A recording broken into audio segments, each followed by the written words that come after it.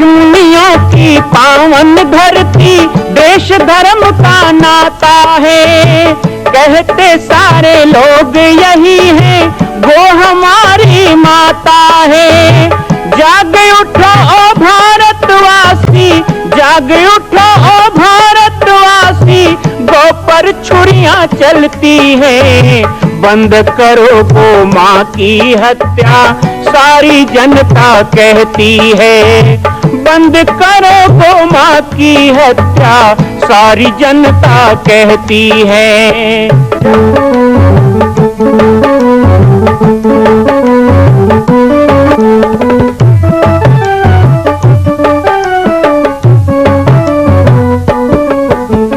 जगह जगह पर बूचड़ खाना, लाखों गौएं कटती हैं। किसे सुनाए व्यथा हमारी, नैना नीर बहाती है। रक्षा करना गौ माता की, रक्षा करना गौ माता की, गीता ज्ञान सिखाती है। बंद करो गौ माँ की हत्या, सारी जनता कहती है। बंद करो गौ माँ की हत्या, सारी जनता कहती है। जय श्री राम, जय गौ माता, जय गोपाल। स्वागत है आप सभी का भारत के हृदय स्थल छत्तीसगढ़ प्रांत में मां कौशल्या धाम जिला बालोद में विगत 18 वर्षों से बन रहे इस विशाल दिव्य भव्य मंदिर का निर्माण। विश्व के अंदर भगवान राम के लाखों मंदिर हैं। अब अयोध्या में भी रामलला विराजित हो चुके हैं, लेकिन छत्तीसगढ़ की बेटी मां कौशल्या जो राम की माता है, उनका एक भी मंदिर पूरे विश्व में नहीं। इसीलिए यह विशाल तीर्थ का निर्माण विगत वर्षों से चल रहा है बालोद जिला छत्तीसगढ़ में। 25 करोड़ की लागत से बनने वाला 108 फीट ऊंचा, 65 फीट चौड़ाई और 136 फीट लंबाई का राजस्थान के ठोस पत्थरों से बनने वाला यह मंदिर हजारों वर्ष तक भारत में 5वें धाम कौशल्या धाम के रूप में स्थापित रहेगा। 3 तल के इस मंदिर में प्रथम तल पर भगवान शिव, मध्य तल में गोद में रामलला को लेकर स्वर्ण सिंहासन में मां भगवती कौशल्या विराजित होंगी और तीसरे तल पर पंचमुखी हनुमान। इसके अलावा सामाजिक समरसता को समर्पित यह मंदिर सनातन हिंदू धर्म के समस्त देवी देवताओं महापुरुषों की मूर्तियों से सुसज्जित होगा। आप सब एक एक मूर्ति का संकल्प भी इस मंदिर के लिए कर सकते हैं। ध्यान रखिएगा, यह अवसर बार बार नहीं मिलेगा, क्योंकि 2026 में मां कौशल्या का दिव्य भव्य धाम स्थापित हो जाएगा। मां कौशल्या विराजित हो जाएगी। एक बार पुनः आप सबको निवेदन करूंगा, आइए, जुड़िए और सबको जोड़िए इस विशाल तीर्थ के निर्माण में। मैं राम बालक दास महात्यागी आप सभी को आह्वान करता हूं, संपूर्ण प्रदेश एवं देशवासियों को, कि जिस तरह रामलला के दिव्य भव्य मंदिर के लिए आप सब ने मुक्त हस्त से दान दिया है, इसी तरह मां कौशल्या के एकमात्र विश्व के प्रथम धाम के निर्माण में आप सभी मुक्त हस्त से दान दें। यह दान 3 आहुति के रूप में लिया जा रहा है। हम 1100, 1700, 5100, 11,000, 21,000, 1 लाख, उससे भी अधिक जो भी राशि करना चाहें 2025 और 26 के अंतर्गत 3 बार देने का संकल्प लेंगे। स्नान करो तो गंगा है, पार उतरना तो नौका है। ये दूसरा कोई भागवत नहीं हो सकता, पुराण नहीं हो सकता। इसलिए छहो शास्त्र सदग्रंथन को रस, सुर मुनिजन संतन को सर्वस। ये सार अंश सम्मत सभी की हम रामायण को ही कह सकते हैं और किसी को नहीं कह सकते। तो करना क्या चाहिए? नवधा रामायण जब 3 दिन का भी आप करते हो रामायण सम्मेलन, तो रामायण के प्रति प्रेम जगे। ये दीवालों में आपने चौपाई लिख दी है, बहुत अच्छा लग रहा है, लेकिन अपने घर में भी एक चौपाई लिखो।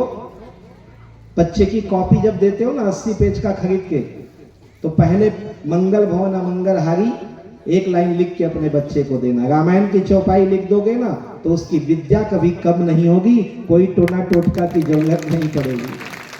फिर कोई बाबा के पास जाके नहीं बोलना पड़ेगा। मेरे पास भी कई लोग आते, बाबा जी हमारा बच्चा पढ़ाई मन नहीं लगाता है, क्योंकि तुमने भी मन से पढ़ाया नहीं, इसलिए उसका मन लगता नहीं। आपने तो धन से पढ़ाया ना, कि जितना पैसा उतने बड़े स्कूल में डाल देते हो, लेकिन कभी समय देकर मन से अपने बच्चों को संस्कार नहीं देते। रामायण का संस्कार दीजिए। 4 चौपाई उसके कॉपी पुस्तक में लिखा रहे, बच्चों के दिल में छपा रहे। आज कितना अज्ञानी होगा तो भी उसको 4 चौपाई रामायण का याद होता है। हमारे बच्चों को याद क्यों नहीं होता? कॉलेज पढ़े फिर भी याद नहीं है। होना चाहिए, हमारी बेटियों को याद होना चाहिए, हमारे बेटों को याद होना चाहिए। अपने को याद होगा तब तो उनको याद होगा ना। इसलिए रामायण की चौपाइयां जैसे गलियों में लिखी है आपने, ऐसे सुंदर घरों में भी लिखो रामायण। राम नाम अंकित गृह या रामायुध अंकित गृह। विभीषण लंका में रह के भी राम जी के नाम से अपने घर को सुशोभित करते थे। धनुष बाण लिख दिए थे, धनुष बाण लिख दिए थे, तुलसी लगाए थे, मस्तक में तिलक लगाते थे। स्वरूप ऐसा बनाकर रखना कि राममय हो जाए। अच्छा, रामायण तो घर घर में है ना। गीता प्रेस वाले आए थे आश्रम, तो वो कह रहे थे कि छत्तीसगढ़ ये जहां सबसे ज्यादा रामायण बिकता है, पूरे दुनिया में सबसे ज्यादा रामायण की पुस्तक कहीं खरीदी जाती है तो वो छत्तीसगढ़ में खरीदी जाती है, और सबसे ज्यादा रामायण मंडली कहीं है तो वो छत्तीसगढ़ में है और दुनिया में कहीं नहीं। तो घर घर में रामायण तो रखे हो, नहीं भी रखे हो तो रखना चाहिए घर में। राम जैसे तुलसी का चौरा होना चाहिए, रामायण होना चाहिए। लेकिन मैं माताओं से पूछना चाहता हूँ, रोज रामायण पढ़ते हो? हफ्ता में, महीना में, 3 सल्ला का तो रखे हो रामायण तो काबर नहीं पढ़ो। लाल कपड़ा बांध के पठेरा मढ़ा दिए रामायण जाओ। अच्छा, कई घर में तो अगरबत्ती खोचे काम आते, बस पूजा करी वही खोज देते। कई घर रामायण बढ़ जाते आधा। मंगल भवन बाँचे या मंगल भवन गायब। ऐसा नहीं करना। रामायण रखे हो तो पढ़ो। एक आदमी को मैंने कहा घर में रामायण रखे हो, बोले हो पढ़ते क्यों नहीं हो? बोले पढ़ने के लिए थोड़े रखे हैं। तो क्यों रखे हो? दिखाने के लिए रखे हो। बोले तुलसीदास लिखे हैं कि जिस घर में रामायण रहेगा वहां भूत नहीं आएगा, इसलिए रखे हैं। तो मैंने कहा भैया जिस घर में रखोगे भूत नहीं आएगा तो तुम में आ जाएगा, तो गले में बांध के घूमो। रामायण की ताबीज है, रामायण रखने का नहीं पढ़ने का है। में दुनिया भर देखते उसमें भी रामायण आता है। रामायण पढ़ो, रामायण सुनो, रामायण कहो, रामायण वाचो, रामायण का आयोजन करो। रामचरितमानस का तो कोई दर्शन पूजन भी कर लेता है तो उसका जीवन धन्य हो जाता है। तो रामायण की महिमा अनंत है और ये हमारी संस्कृति है, हमारे छत्तीसगढ़ की ये बड़ी पावन संस्कृति है। ये कभी खत्म नहीं होना चाहिए, इसको ऐसे ही बना के रखना चाहिए। ये मेरा प्रथम सुझाव है और प्रथम मंगल कामना आपके लिए है। और रामायण नहीं होता तो संत भी गांव में नहीं आते। आज रामायण है इसलिए उसके बहाने हम संत भी आपके गांव में आ जाते हैं। तो जो रामायण संतों को बुलाए, ऐसा रामायण तो होते ही रहना चाहिए, उसे तो करते ही रहना चाहिए। हमारे जीवन में भी भगवान राम की आवश्यकता है। हमारे जीवन में आराम चाहिए, विश्राम चाहिए, तो आराम में भी राम है और विश्राम में भी राम है। राम के बिना आराम नहीं हो सकता है ना। किसी को बोलो क्या चाहिए, बोले आराम चाहिए। अब कोई राम का दुश्मन हो, कोई राम का दुश्मन हो और उसको राम कहना नहीं है, क्या चाहिए तो आ चाहिए। अब राम नहीं बोलना है तो उसको क्या चाहिए, आ चाहिए। अच्छा, आ चाहिए तो ठीक है। राम से दुश्मनी किया कि राम नहीं चाहिए तो आराम तो चाहिए ना। बोले नहीं हमको केवल आ चाहिए। लेकिन कोई आदमी कहे हमको विश्राम चाहिए लेकिन राम नहीं चाहिए। अब विश्राम से राम निकाल दो तो क्या बचेगा? क्या बोलेगा वो? मुझको विष चाहिए, तो मार डालोगे जहर खिला के। तो विश्राम तभी होगा जब उसमें राम होगा, और विश्राम से राम निकाल दो तो फिर सब कुछ विष के समान होगा। राम के बिना कभी कोई जीवन में अमृत नहीं आ सकता।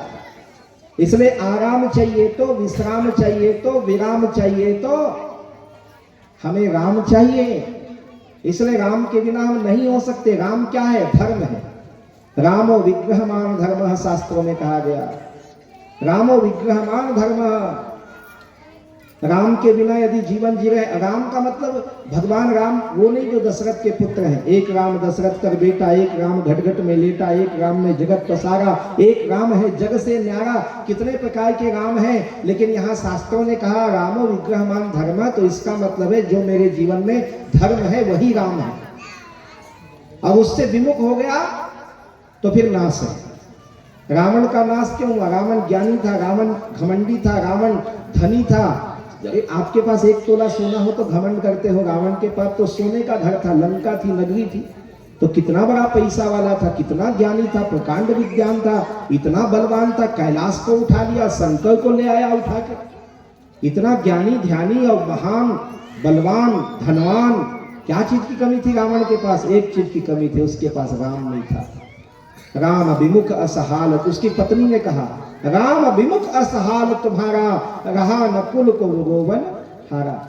इसलिए कहा राम से दूर नहीं होना, राम से विमुख नहीं होना, धर्म से विमुख नहीं होना। राम ही हमारा धर्म है, राम खत्म तो धर्म खत्म। अब कई लोग कहते हैं धर्म के बिना हम जीवन जी लेंगे। क्या होता है? पाप पुण्य कुछ नहीं होता, धर्म अधर्म क्या होता है? कुछ नहीं होता, अच्छा गलत क्या है? कुछ नहीं होता है। खाओ पियो मौज करो, 4 दिन की जिंदगी है जियो। दारू पीना है दारू पियो, मांस खाना है मांस खाओ, किसी गला काटना है काटो, गुंडागर्दी करो, जैसा करना है करो जी, जिंदगी अपना है। क्या भगवान होता है, क्या धर्म धर्म? ऐसे लोगों के लिए एक बात बताना चाहता हूं, ऐसे लोग भी धर्म करते हैं, लेकिन धर्म कुछ नहीं होता, दिखावा बन जाता है। जैसे कोई आदमी जिंदगी भर शराब पीता है, गलत काम करता है, लेकिन मरने लगे तो भी उसके घर वाले कहते हैं गंगा जल ले आओ, हिचकी मांग रहा है गंगा जल लाओ और इसके मुंह में डालो। अच्छा, कई लोग तो गीता ले आते हैं और जिंदगी में कभी रामायण में नहीं गया, सत्संग में नहीं गया, भजन पूजा में नहीं गया, पर मरने लगे तो कहते हैं गीता लाओ, गीता सुनाओ। वो तो गीता हो गया है, उसको क्या गीता सुनाओगे?